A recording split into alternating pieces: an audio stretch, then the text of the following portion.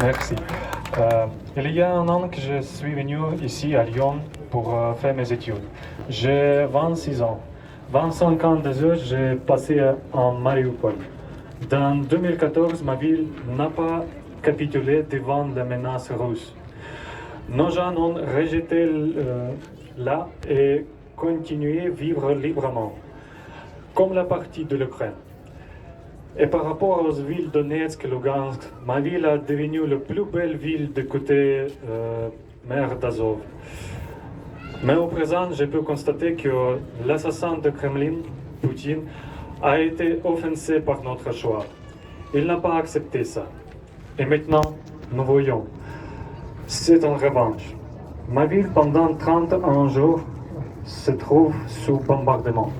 Chaque jour, chaque heure, chaque 15 minutes sur la ville se tombent les bombes. Les assassins sur les avions font les raids aériens. Les systèmes d'anciennes de salve transforment ma ville à la ruine. Et en plus, le peuple, dizaines de morts, centaines de morts, mille de morts. Les femmes, les hommes, les jeunes, les vieux et les enfants. Il ne peut pas sortir du sous-sol, même pour trouver de l'eau. Il utilise pour boire l'eau d'aquarium ou le neige qu'il fait chauffer pour boire.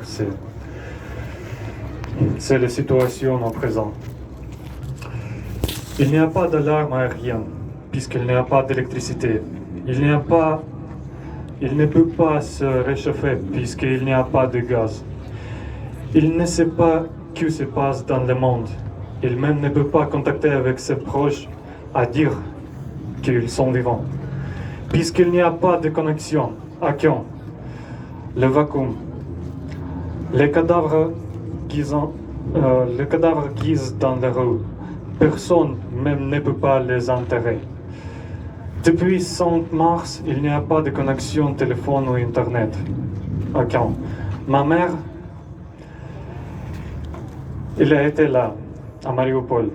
Elle a été le chef médical de l'hôpital qui a été bombardé. Et ma mère, elle y a travaillé cette journée aussi, dans le bâtiment des enfants, ou l'hôpital des enfants. À l'époque, il y avait 69 bébés dans l'hôpital. 69. Je ne parle pas de blessés, de personnel médical, seulement bébés. Et les assassins dont a commandé à bombarder l'hôpital, ils ont su. Ma mère m'avait dit qu'il n'y avait aucun soldat ukrainien dans l'hôpital. Personne. Mais pour les terroristes, c'est le but principal. Il ne peut pas se combattre avec les soldats ukrainiens, que les civils. Après cette attaque, depuis 7 jours, je n'ai pas aucune info de mes parents. Je pensais qu'ils morts. Et moi, je ne peux rien. J'attendais que le...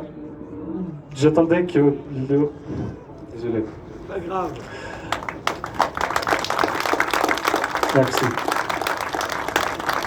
J'attendais que au gouvernement européen ou quelqu'un autre gouvernement, il y aura quelques puissances pour arrêter ça.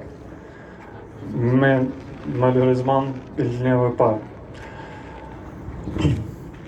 Pardon. Notre gouvernement est prêt à acheter les avions, acheter les munitions contre-aériennes, les avions et les chars. Mais l'Europe ne veut pas le vendre. Nous n'avons pas besoin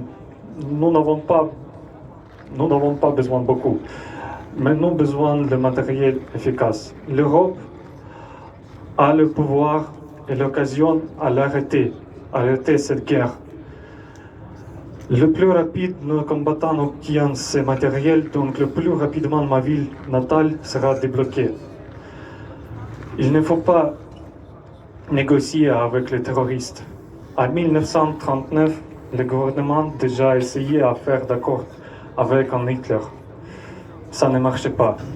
Il ne faut pas couper les fascistes modernes, les fédérations russes, avant la guerre disperse dehors de l'Ukraine. Слава Україні!